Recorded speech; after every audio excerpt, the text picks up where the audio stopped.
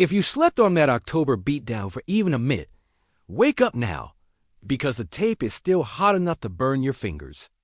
I'm talking about the kind of correction that can flip a season in a single quarter. One avalanche in Baltimore turned a 5-1 surge into a hard lesson on primetime humility 38-6. Game over by halftime, and if you think that's ancient history, you haven't felt the electricity inside this locker room whenever someone says Ravens.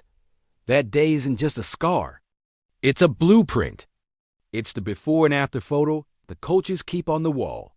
And if you think this year's Lions are content to move on, you're missing the real story. They circled that day in permanent marker, rewired how they start games, and built a plan to make sure the next avalanche hits the other sideline.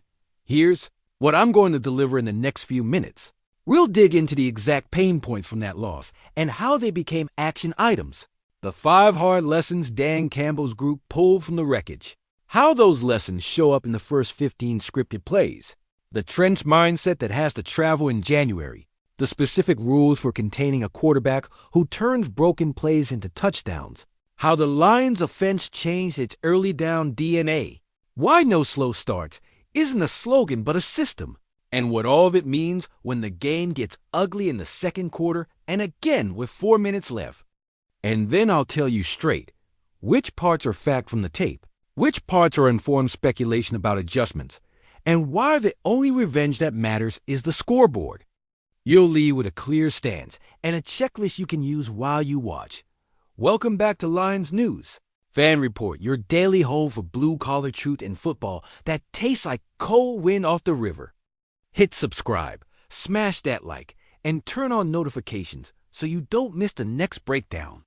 Around here, we don't just talk about grit. We diagram it. Let's set the scene. The 2023 collapse wasn't magical. It was mechanical. 3 straight 3-and-outs to start. A scoreboard that read 28-0 before your 4th possession.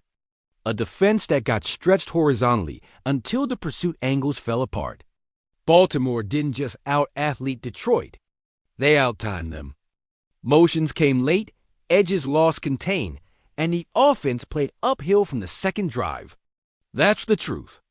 The beauty of this staff is they don't run from the truth. They run at it with a highlighter. The film study that week turned into a manifesto. No more sleepwalking into a buzzsaw. No more feel it out first quarter. No more hoping the defense bails you out while the offense warms up. If you want to beat a team that plays with a blade in its teeth, you have to bring a blade to the tunnel. Here's the news, what this team actually took from that day and how it looks now. First, the fast start doctrine. Fact, the Lions started slow. Result, the game was functionally over by halftime. Speculation that tracks with how they play now. The first 15 are built like a sledgehammer. Expect tempo on the opening snap and at least one shot play inside the first 2 sequences. Not as a coin flip, but as a demand. Put the defense in conflict early. Quick game to get Jared Goff in rhythm stick, slant flat, glance off play action. Then a hard changeup. Heavy personnel. Under center boot. Backside over route. The goal isn't points or bust on drive 1. It's to make the defense declare its rules and then attack the rule they hate the most. Second, a trench tax. Fact, Baltimore won the line of scrimmage with authority. Lesson learned, don't let the game become a 7-on-7 track meet. Make it a fight in a phone booth. Expect more duo and gap runs early, forcing defensive tackles to hold ground against double teams and making linebackers fit with absolute precision. When you see the center and guard forklift, a 3-tech 2 yards back into the lap of a scraping backer, that's not just a nice play. That's a body blow the defense keeps feeling in the 4th quarter. And when the front sets that tone, your play action becomes lethal. Third, quarterback run rules. Fact, nothing really prepares you for a QB like that until the first time he breaks your angles. Lesson learned, pursue with math, not adrenaline. That means a ragdoll-free edge, no flybys, no hero bends, just consistent leverage to spill the quarterback to help. Nickel's fit is triggered by mesh. Safety rolls late. Green dog pressure activates when the back stays in to block. On third and medium, you'll see a spy with inside-out leverage. Not a statue waiting 5 yards deep, but a mirror who closes windows and forces a throw on your terms. It's not about spying the guy. It's about suffocating the scramble path before it forms. Fourth, early down offense needs teeth. Fact, the 3-and-outs weren't just bad execution. They were predictable sequencing. Lesson learned. Don't ask your quarterback to be a superhero on 3rd and 9 after 2 dead plays. You'll notice more layered first down calls or PO tags on duo, orbit motion to force a forced player declaration, then a speed out to keep you on schedule. Mixing gives wide on a quick angle or rail route when the backer widens against motion.